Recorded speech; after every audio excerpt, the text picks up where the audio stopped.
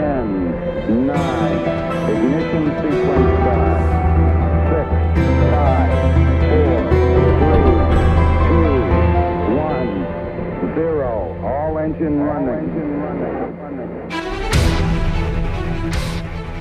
Hola, ¿qué tal, payasos malvados? Soy Paola y hoy estoy aquí con un chico que tiene muchísimo tiempo que he tenido ganas de entrevistar. Es el baterista de Rhapsody. Estoy con Alex. Alex, how are you?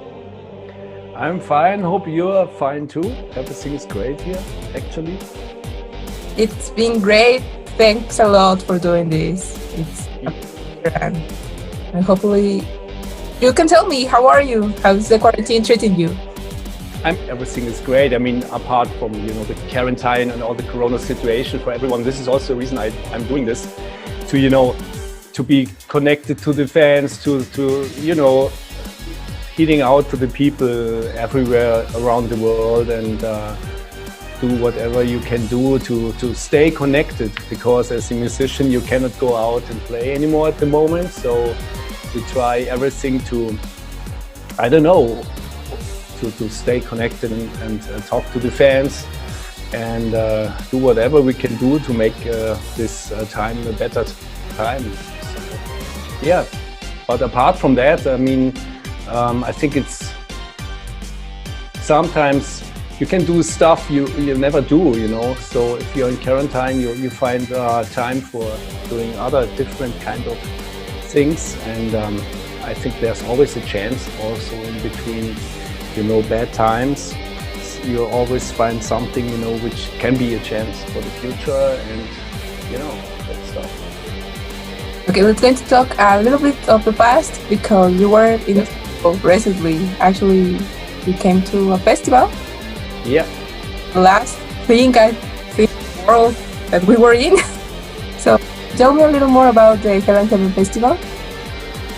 All right. I mean, that was, we just started our Latin American tour, and we started in Mexico. We just, organized everything and went there for having a great time again in Latin America. So we went to Mexico. We love Mexico, of course, and it's always a special place for us. And we made our first show in Guadalajara. And then the next one was, I think, Costa Rica was cancelled. And then we stayed more days, and we're waiting actually for the festival, like Heaven and Hell Fest and Hell and Heaven Fest.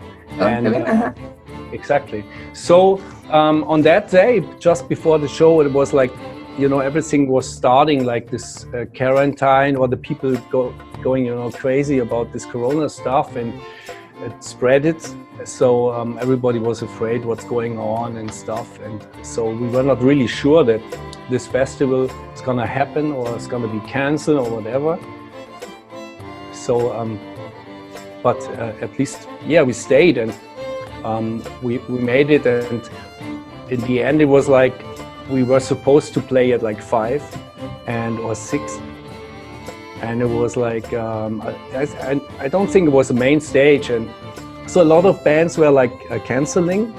Yes. And we moved to the main stage at like 9 or something. And that was at least, something very, very nice, especially, that was, like the last show we played for a longer time. And it was a great show because of the connection to the fans and, this light and, all the atmosphere, the energy was totally special, let's say special because of the circumstances. And it was a great show. We were like, giving everything to, just forget everything else and just do music and be happy with the fans. Yeah, actually, I think that it was my third time that I saw Rhapsody. Okay. And it was my boyfriend's first time, and he was like, this band is amazing live. It's like, wow. He became a fan immediately, so. Oh, that's, wow. It's so good to hear, really, because, that's, it's just amazing to hear. And we always give our best. So I just remember always, like, Mexico was always great time, always when we came back. I don't remember how many times we played in Mexico actually, but it was a lot of times in with different lineups, you know, all this history stuff. But yeah, it was great. We always try to have fun and, you know, go for it totally 120% every night. And this time was really, we knew that this was like for a long time the last show we play, and that went to really, I think, really good. I really enjoyed it so much. Did you have any trouble returning home? Me, no, because this time I was a lucky guy. That was really, for me, was super easy, because I had early in the morning, I had a direct flight to Munich, and it was like, you know, for me it was super great, because I was like one flight going back to Munich, to my hometown, and being there. But for the others was a big trouble. They had to go to, you know, like certain flights and like days of travel, and going into quarantine in Italy, and my God, that was horrible experience also for my French friends, and it was horrible for them really. So but in the end, you know, everybody went home and was healthy in the end, and that's the most important thing, you know, that nothing really bad happened. Okay, that's great. So everybody is fine and healthy. Yes. That's cool. Yes. And are you currently working in something new for the band? Well, that's a good question, because you know, when you know that Luca Turilli is writing all the stuff for the band. So when we are not on tour or in the studio, sometimes we, you know, everybody's busy with his own stuff, and so it can be. I cannot tell you right now, because when something comes up, it can be like, you know, very fast, and that we start working on something. But at the moment, I cannot tell you more, because I don't know actually. So I think at the moment, me personally, I try not to think too far. It's like I try to think like one. And in Munich, we start with my drum school, Drummers Focus. We start again to give real lessons on Monday already. You know, this is something which is something positive, and I hope that yeah, everybody stays healthy, you know, as much as possible, and the virus is not spreading too much. And yeah, so let's see what's gonna happen. And beside of that, I hope there's gonna be something new in the future, as fast as possible, because now it's a good time to write stuff, obviously. Okay, so you are talking about your school, and can you tell us right now it's like online stuff, or you are going to start to give some lessons presently?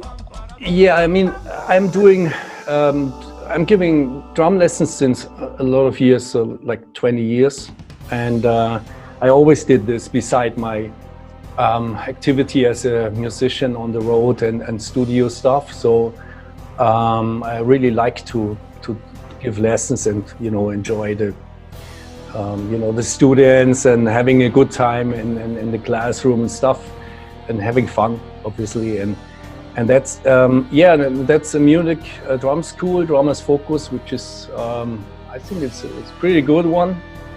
It's actually not mine. It's like Chloe Peterson is you know, the inventor of the stuff, and it's a very good how to say system, in the sense of it's a logic thing. You know, it's like you focus on the main thing to not lose too much time to learn the instrument, and it works, and that's great. And the online thing here is just because we had to close the school for, you know, because of the coronavirus. Social distancing. Exactly, social distance. See, and we had I had all my students now on online lessons actually, and I'm doing all my lessons, and nobody, you know, just said I don't want to do that, and it's amazing. Like, you know them, and that's more easy to work with than online lessons, and that's what I'm doing here actually, my drum kit here, and my rehearsal room in the cellar and my stuff, you know. That's great. So, about the evolution of Rhapsody, you've been in a lot of Rhapsodies, per se, in a way.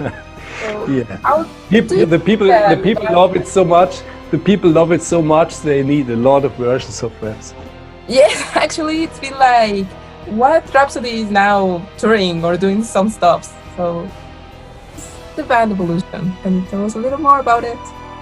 Oh my God! I mean, and normally, when the people ask me this question, I try to start to explain, and after 2 sentences maximum, they switch off because they cannot follow anymore. So are you sure? I mean, it's basically, it was Rhapsody, and then we had to change the name into Rhapsody of Fire, you know, that because of copyright reasons. I think in the US there was somebody having the rights for the name, and so we did that. And afterwards, I think then there was coming this split, the friendly split, and I was in both versions first, which was amazing because sometimes on one day there were like, you know, Alex Staropoli and also Luca Turilli sending me emails at the same time. It was like weird, you know, because, you know, stuff like this happening, and then I decided to leave Rhapsody. I left Luca Turilli's Rhapsody. There was the split, Luca Turilli Rhapsody and Rhapsody of Fire. And yeah, and then it happened that Rhapsody of Fire was, and Luca Turilli Rhapsody was there, and then me and Fabio left Rhapsody of Fire. Because of, you know, some reasons. I don't want to go too much into that stuff. And then we just had this reunion, which was also actually something like another new name. And then we decided to work together again in another different, yeah, like, yeah, different kind of, how can we call that? I mean, it's always the same band. You know, the people are always like asking about the names, and I mean, for me, I always say like the music counts. You know, I mean, also the fans, if they enjoy the stuff, it's great. If the music is good, it's great. If you have like a good band name, which was Rhapsody, actually, it's pretty much, it's a good band name, then it's even better. But in the end, you know, it's like. The music counts, it's the fans and the performances and making the people feel happy, enjoying the stuff. And yeah, it's really something nobody else can like have a history like this, like us. Yeah, and it's like you said, it's like you are the same people. Exactly, that's the best on it. You know, it's like it's crazy, yeah. It's almost the same people. We had a lot of people. It works, yeah, and that's a good thing. I mean, it would be worse if the band name would be the same over all those years, and there would be just one guy, you know, in the band. You know, it's better to have a group of people, the friends, and you know, stay together. And you know, change the name. Why not? You know, so maybe like a new concept, and maybe we change every year. I told them, you know, could start doing a new name every year. And, yeah, it would be fun. It's all about the music. No, it's going to keep with the Rhapsody, and I think that it's easier. Like one here and one there, but it works. It's easier. It works. Easier, I think. Yeah, I think yes, but there's still people coming and asking me. You know, they want to see me, for example, in Munich to play, to come to the show, and you know, they check and. A lot of people, they don't go into that and they don't understand really what's the difference. And if somebody tries to explain, it's so complicated because it's, you know, I mean, I don't know. I always say like, there's always a good side on the things, you know. And so we will discover maybe later what it was with us. But let's see. Okay, and with this, right now, this Rhapsody, how did composing work? like I said, like it always was. We were the same bunch of people, and it was always like Luca was writing all the stuff and the lyrics and the concept and everything. He's doing like a pre-production completely, and then we meet in the studio, and yeah, we try to make this drum. My job is like obviously to make the drum parts work, that it's not too. You can hear, you know, it's always the same structure. He writes the drum parts, so I have to find a good way to make the structure work and the drum pattern work.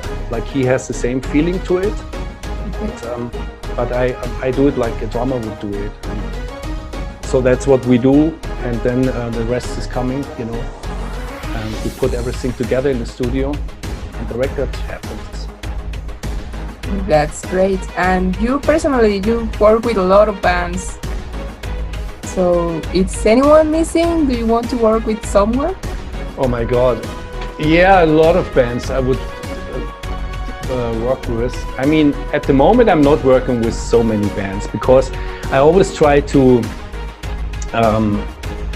I wanted always to have one band and work with one band, because then the band can really try to grow and, you know, book festivals and whatever, you know, shows without having any, you know, to ask everyone who's available and stuff like this.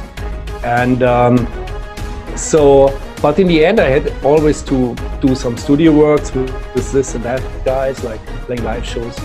It's a lot of acts, and for me, I mean, I'm a fan, you know, so I like thrash metal a lot and you know, that stuff. So my God, I have too many people I would like to work with. There are really so many musicians, and I don't know, but I don't know what happens in the future, so let's see. Okay, so to the people that currently doesn't have any clue about the band, which song do you can recommend for them? That's a good question. I mean, for the people who want to hear something about the history of the band, and I would say the most famous one, but Luca would kill me now to do it, because, you know, it's like we had this new start for the new version of the band on this Zero Gravity record. And I would say, you know, to please Luca, I would go for Fast Radio Burst, because on the new record, and it's the most modern song, and I like it the most.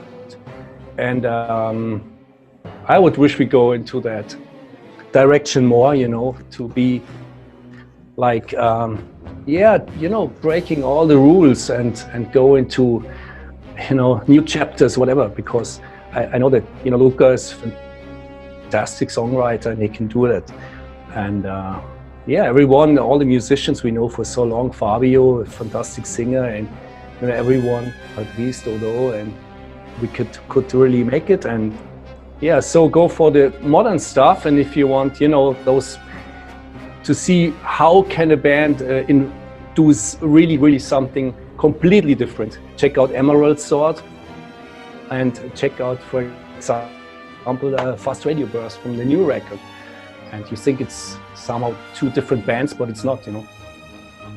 It's the same. I think that it's an evolution, obviously. It's like... Yeah. I mean, you've been in the market like for what, 20, 30 years? It's amazing. Oh yeah, it's like, yeah, it's like a lot of years, exactly. I mean, you know, for me, it's like, you know, 20 years is not, it's something, but I was in the band before, and my musician's life is like much more long. So yeah, it's like more than 20 years, and yeah, a lot of time, a lot of songs, and a lot of tours and stuff. It's amazing. Which will be your favorite part of being in this band? When I came to the band, when I talked to Stratovarius guys or Sonata Arctica guys, you know, all my friends in those bands, and also with my Rhapsody buddies, we were talking always about, you know, our first tour was a very special one, you know, And I mean, that was great times when I joined the band, and but also, my God, there were so many good memories. I mean, we had also bad memories when we had, you know, to stop for a little while because of problems with, I don't want to go into that, but we had really to stop and wait to solve problems to continue. That was not, obviously not the best times. But when we started really to go, we were really like becoming bigger, you know what I mean? So it was like exciting. So exciting, you thought like, wow, this, you know, so far it's great, you know, this is why you did all that when you were a child, working on your skills as a musician and all that stuff. But still now it's amazing. I mean, the Mexican show, the last one, it's just killer, you know. So that fire's always burning, and I think you always will, you know. Yeah. That's great. I think that actually you're touring again. Well, if everything goes fine, and you are returning to Mexico. That was great. Like to see you that you are returning. So, which are the plans for the future? You mean after the tour? I mean, we have really to see what's going to happen, because nobody knows now. But I'm very happy that we go again to Mexico. I mean, we just played there, and we go again, you know. So you see how special this is. Also for us, you know, to come back, and the plans for the future. Wow, I think now, as I told you, I stay like thinking for some weeks, you know, not too much, because the whole industry, the music industry, is gonna change, I think, after this corona crisis, and you don't know what's gonna happen, you know. So maybe I think it's gonna be also a chance, and let's see what's gonna happen. Yeah, I mean, apart from that, you're doing new stuff, new music, new tours. So that's the only thing you can do, you know. It's the most fun. It's like to think of the things that you can control. For now, it's like you say, it's impossible to plan. Exactly. Now you cannot do anything. I mean, you just have to imagine if this crisis is like going less, it's never gonna be over, you know. So then everybody's coming back. See Latin America.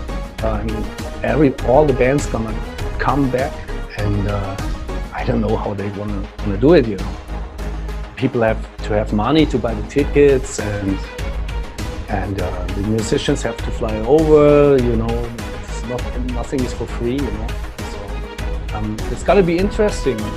Let's see what's gonna happen. Maybe the people are so wild afterwards, and they want to see all the shows. They go to every show every day. You know. Let's see. It's been nice. Okay, Alex, it's been a pleasure to talk to you. Yeah, it was my pleasure. Pleasure was on my side. Absolutely. So thanks a lot. It will be great to see you when you return, and let's hope that everything goes fine. Yeah. Yeah, I hope so. We'll keep in touch. We keep in touch, and yeah, all the best for your future, and yeah, and see you soon in Mexico again. Awesome. Everybody stay safe, stay healthy. Bueno, vaya, Malvolos, él fue Alex de Look at the Release Rhapsody. Esperemos que les haya gustado la entrevista. Pueden seguirnos en todas nuestras redes sociales, les dejamos aquí abajo. Denle like y compartir el video, y también les dejamos las redes sociales de Rhapsody para que las chequen. Y como les comentábamos en la entrevista, tienen planeado regresar a México a finales de año si todo funciona. Entonces también estaremos dándoles toda esa información. Muchas gracias por vernos.